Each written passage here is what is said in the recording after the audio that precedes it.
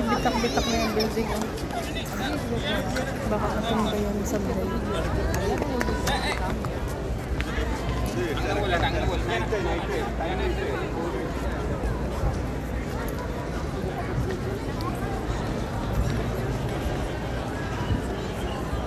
Ganda dito.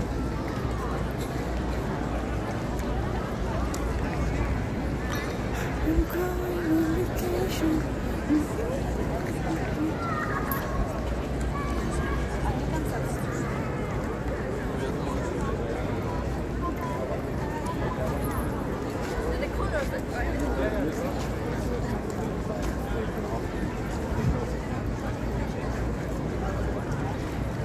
Ah, ito pa rin nakita natin, anak.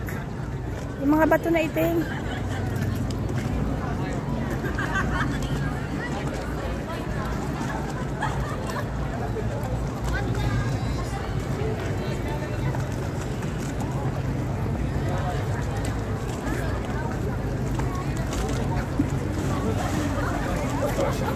Ito yung mga taga-Sagwan. Pwede ako dito mag-apply at kayang-kaya na aking mga traso.